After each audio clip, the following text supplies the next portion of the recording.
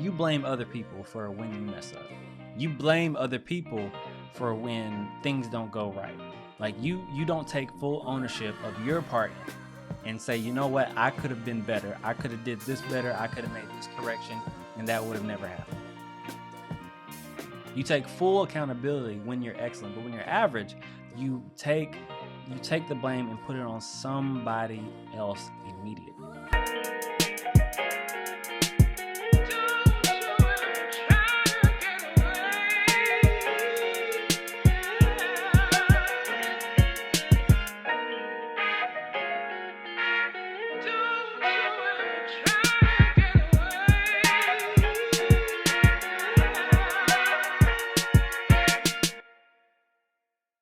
What's going on, world? And welcome back to the Pursuit of the Good Life podcast, your favorite podcast that helps you grow both personally and professionally.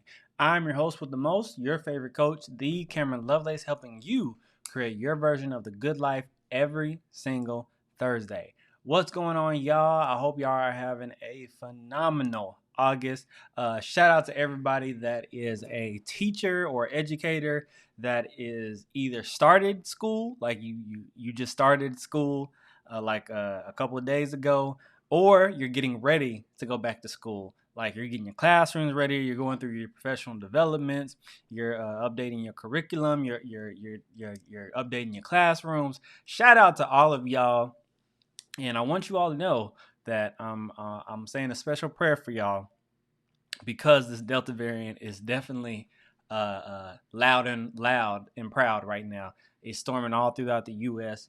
And people still don't want to get their vaccines. Look, I ain't mad at you, but at least do your part to stop the spread. And part of that is making sure your children don't have it, and making sure you don't bring it to them, and then they give it to their teachers and the staff members and all that good stuff. So again, shout out to all the educators out there. I'm praying with you this school year that you make it through another school year. I know last year was probably a little rough, but I definitely am thinking about you guys as the school year gets rolling this week, next week, this month, all that. But anyway, so I want to start the show. So if you are a loyal listener of the show, you know that we used to do these segments called "Am I Tripping or No?" And it's been a while since I've had an "Am I Tripping or No?" segment, but I had an incident happen last week, or not even this last week, this past weekend. So shout out to my grandmother, Mamie Reese. She just turned 71 on Saturday. So 71 years old. She said I feel about 50. So I guess she's doing something right. But the am I tripping or not comes in when my mother, who for whatever reason wants to recruit her children to come and do things that she doesn't feel like doing, right? And so her, like I said, it was my grandmother's birthday, and so taking pictures, she has a very up-to-date iPhone. I believe it's a 12. I'm not mistaken, it's 12, but if it's not a 12, it's an 11. Like, it's a pretty nice little camera, you know what I'm saying? Like, it's no slouch. It has the portrait mode. She knows how to use it, stuff like that. But you know what she does? She recruits me and my wife to come figure out the whole picture taking situation. Now, that's not the messed up part. The messed up part is she has the audacity, the unmitigated gall to ask me if I can use my podcast camera to take these pictures. And I'm like, first of all, how do you even know that I have a podcast camera? One, because you don't watch my podcast. Like, that's where I'm like, am I tripping? By should I feel some type of way that she suggested that I use my podcast camera that my wife got me for my birthday? Shout out to her. She's contributing to the brand. She supports me in my mission. But she suggested that I use the very podcast camera. Shout out to those of y'all watching on YouTube that you're watching this through right now. But she doesn't even support the podcast. You know what I'm saying? She's not listening. She told me in the beginning, she's like, son, make the episodes about 30 minutes long And this is back when me and my ex cohort ex partner was doing hour episodes, and she was like, "Can you make them like 30 minutes, 20 minutes, 10 minutes?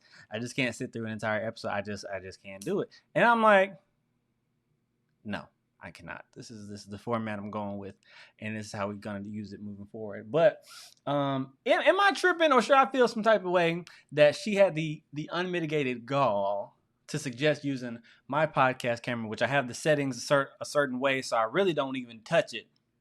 I just put it in position, set my lighting right, and just go ahead and go. But she suggested that I use this to take the pictures for my grandmother's birthday, which, like I told you, I said no, because we all got. I have a Galaxy S20. Sparkle got an iPhone 12 Pro Max. She got an iPhone 11. Between the three of us and these cameras, we can figure something out, and the shoot turned out pretty well. But let me know you guys' thoughts. Let's get some engagement in this. What are you guys' thoughts on this? Am I tripping or not? But nevertheless, fast forward to today's topic. So I'm gonna be honest with y'all. Mentally, I'm a little tired. And the reason that is because I've been doing some kind of intensive presentations these last couple weeks, where I've been doing some really good work with some staff members and with some high school juniors and seniors who are thinking about their career development and what they want to do and how they want to explore their career in the early phases of their adulthood, but also with staff development with adults of a certain organization that I'm working with. And so what's been coming from those presentations, conversations, has been very interesting things for me.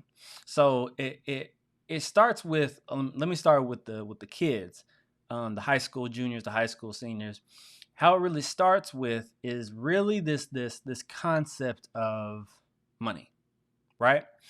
And so everyone wants to pursue their passion. Everyone wants to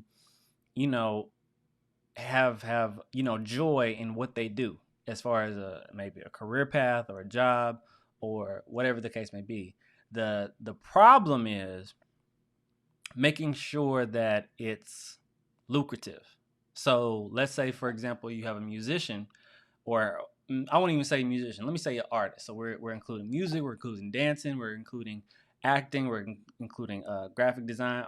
If you're an artist or creative of any shape or form, chances are you are familiar with the term starving artist, right?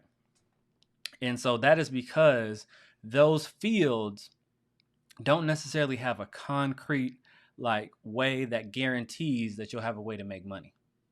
Those ways you got to not be creative, but you have to put them in specific vehicles to make money in those particular artistic lanes, right? And so let's say one of the kids that I was working with, they want to be a songwriter, right? But the issue was not, and I won't even say issues. What I was trying to get her to understand was, what you want to do is be able to support your dream until you make it. So you can't walk out of high school and guarantee that you'll have a music contract, like writing songs for the biggest, baddest artists. You can't guarantee that at 19. You can't guarantee that at 20. So what you need to learn how to do is to support yourself, be smart with your moves, your decision making, and pick a path where not only can you make money enough to support yourself, but money to fund your dream until your dream can support you, right? And so part of that comes from the concept of, a skill set, really using your skill set in the right vehicle. And that spurred the thought in the session. And so I'm bringing that thought here, is that many people think that, I don't have enough money. And when they need money, and I think all of us could say it could relate to the time or two in our life when we say, I don't have enough money, so I have to go get an extra job. I have to go have to go to work to make money. When instead, really the real key, the cheat code, is really to look at your skill set and then see what areas, what vehicles, what places is my skill set, is my gift even more valuable. Now, let me challenge you on the difference between a skill set and a gift. So a skill set is something that you can absolutely learn, develop, that maybe you weren't good at when you first started, but you developed the skill to be able to use it effectively, right? So let's say, for example, public speaking. I'm not a natural public speaker, even though I don't necessarily get nervous on stage. But the art of public speaking, the art of speaking to the crowd, the art of inflecting emotion, in the act of telling a story, telling it creatively, telling it craftily, being able to project myself, being able to slow down. All that is a skill set that I've been able to develop and implement, and actually go out and make money because of my ability to speak and craft together a training, craft together a message, craft together workshops, all around my skill set to speak, right? However, my gifting involves counseling, coaching. Because of my gifting, I have the innate ability to listen, and not just listen to what people say, but listen to how they say it, what their body language is saying. Like, I'm able to it's a gift to be able to read people. So your gift is something that you are naturally good at, something that comes easy to you, that you, again, can continue to develop into like a powerhouse gifting. So those of you who are in a space right now, I want you to take a look in the mirror, and figuratively look in the mirror and think about what it is that I'm good at, what it is that I'm skilled at, and what are the things that I'm like truly gifted at. What are the things that I naturally excel at without much effort? And what are the skills that I've picked up over the years, maybe in my upbringing, maybe in my experiences, maybe being a part of this club, maybe being raised in this family. That's just a natural skill set that I've picked up. And how can I use those things to make money? What if I could show you exactly what's holding you back from reaching your greatest potential? What if I could help you see the most effective areas in your life that you should be spending the most time in, instead of wasting it in all these other areas? What if I could help make your most intimate relationships even better? Would that interest you? Well then, my friend, I would like to welcome you into the jungle. The W2J program is designed to help you grow not just professionally, but personally as well. You're not only going to get a customized 22-page report that's going to show you what animal you are, your secret superpower, your weaknesses, your ideal environment to be most effective, your communication style. It's going to show you it all. But I'm going to spend an hour with you so that you can implement it into your life immediately. So what are you waiting for? Click the link below this video, go to the website, and schedule your assessment and your appointment today. And now, back to the show. How can I use those things to push myself in a better position? So this is the conversation that I'm having with my students in these sessions. Shout out to the Dreams and Nightmares program that I'm pushing and I'm bringing to a city near you. But what I was trying to articulate to them is that it's so important to know what your skill set is, what your gift is, because if you know what your skill set and gift is, you can use your gift and put that in the right vehicle to get you the result that it is. Because knowing that you can use your gift and somebody else sees your gift as valuable, then you can maximize and learn how to pull that trajectory out of there. So for example, a skill set that I'm developing is career development. Now, that's a passion of mine. That's something that I really enjoy helping people do, but I wasn't skilled in the strong interest inventory naturally. Let me back it up. I wasn't gifted in being able to use the assessments that I use between the DISC, W2J, and the strong interest inventory assessment. I didn't naturally know how to use those things. I didn't naturally know how to integrate that into my coaching style. Right? I'm a naturally good coach, but learning those things is something that I'm adding to the skill to complement the gift. right? And so that I know that career development is something that's very valuable to people who don't know like how to expand their careers, how to switch careers, what it looks like, what are your options. If I don't want to go to college, what kind of certifications can I get? Can I go to the community college, or should I go to military? Should I go to law enforcement? Should I go to firefighter? Like, knowing those things are part of something that I'm using because that's valuable in the market that I'm in, right? And so for you, I want you to start to think about what valuable places is my skill set valuable. My gifting is valuable. I have a frat brother of mine who is gifted artistically. Like he can draw. Like he's phenomenal actually. He can draw. I actually put a video in right here. But he can draw. He can paint. He can cut wood, craft any kind of like wood.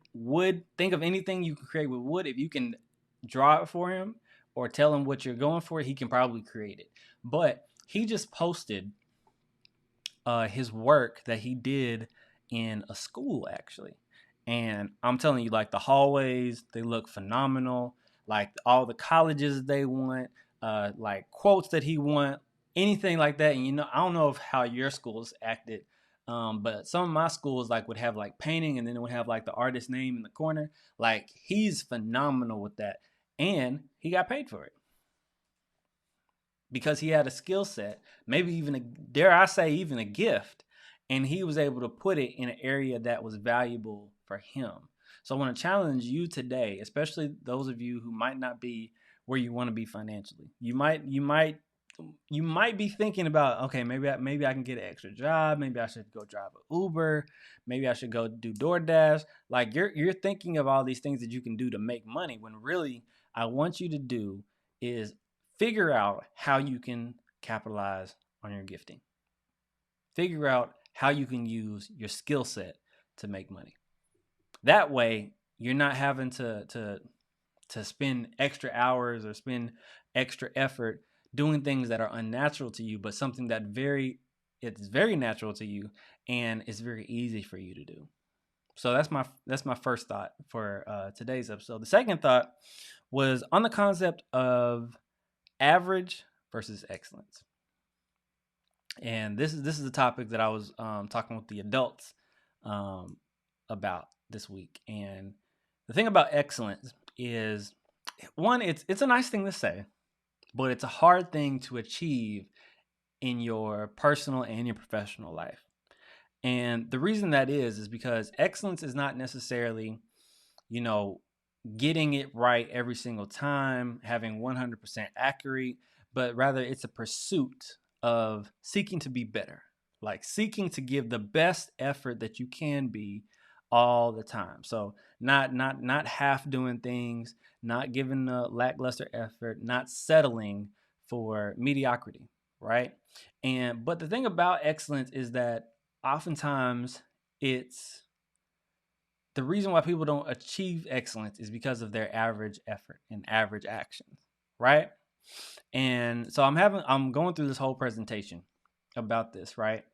And what's funny is that like 2 days later, I had to gut check myself on this very concept, because I had a very I'll say an average response. So today I was supposed to be at an appointment for just a routine checkup, and I was getting ready, and I asked my wife to look at the address on the paperwork and tell me where I'm supposed to go, right?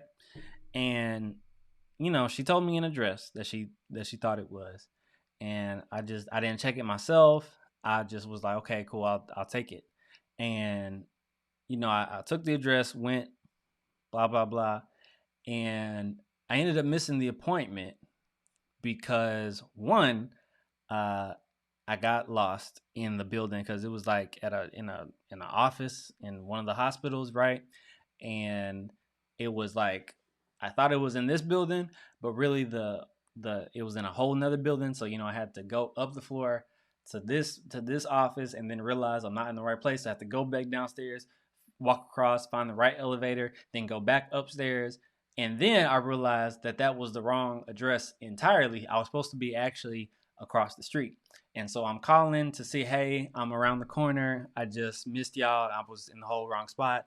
And they were like, actually, we're booked up. We had only a 15-minute grace period for late people.